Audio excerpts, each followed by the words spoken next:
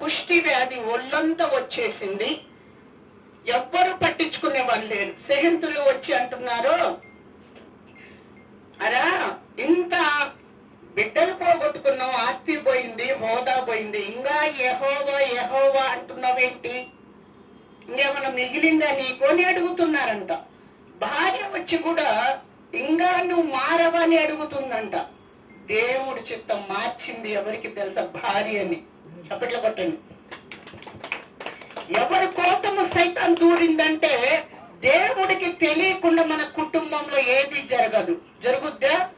భార్యని మార్పు తేయటానికి దేవుడు ఆశ్చర్యమైన కార్యం చేశాడు. చప్పట్లు కొట్టండి.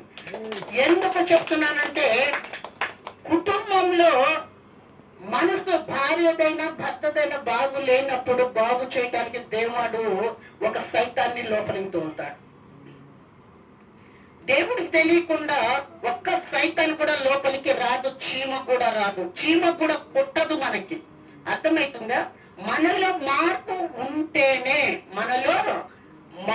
ఉంటేనే దేవుడు మనకు ఆశీర్వదిస్తాడు. అర్థమవుతుంది కదా?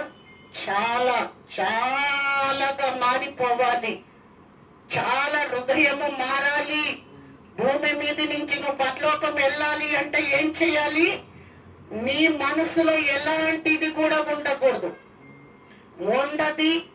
ఒకరికి మోసం చేయాలన్నా, ఒకళ్ళ మీద కుట్ర ఉండా, ఒకళ్ళు బాగుపడుతున్నారన్నా, ఒకళ్ళు మనకు చూడటం లేదన్నా, మనం 10 మంది ఒక చోట ఉన్నప్పుడు ఒకరికి ఒకరు చూడటం లేదు, ఆమె బాగుతున్నా నన్ను చూడటం లేదనేది.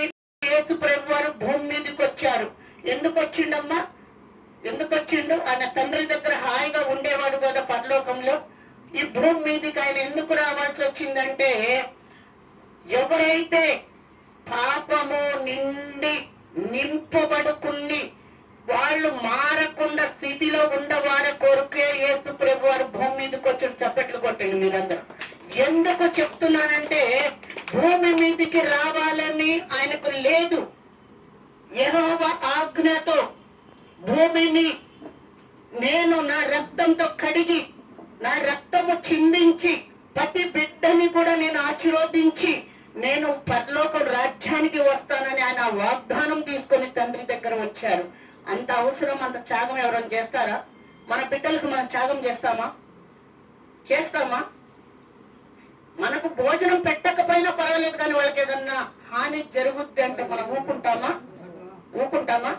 ఊకం. అందుకే దేవుడు ఎంత ప్రయాసపడి భూమి మీద 2025 సంవత్సరాల కింద భూమి మీద యేసు ప్రభు వారు వచ్చారు.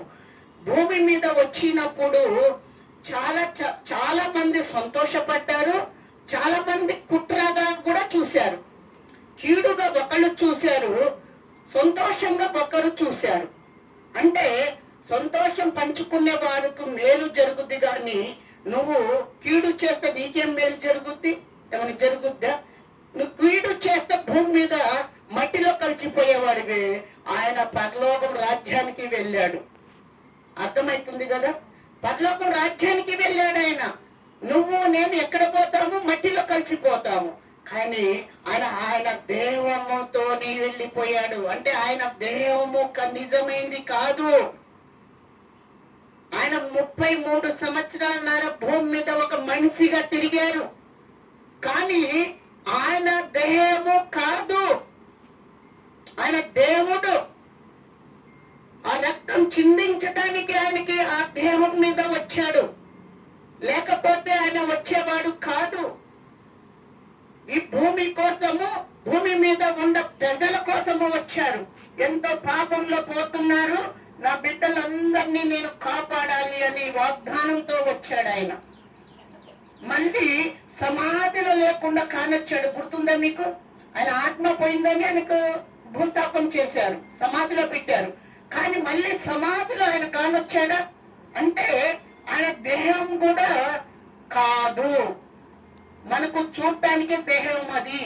సిలువ వేసి ఆయనకు మరణించిందాకనే దేహము, సమాధిలో పెట్టాక ఆయన దేహం కాదు, ఆయన దేవుడు.